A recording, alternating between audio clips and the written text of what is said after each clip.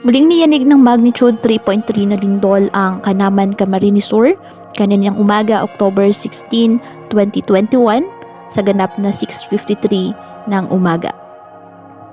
Naramdaman ang intensity 4 sa Pili, Camarines Sur, intensity 3 sa Sipukat, Camarines Sur, intensity 2 sa Iriga City, Camarines Sur.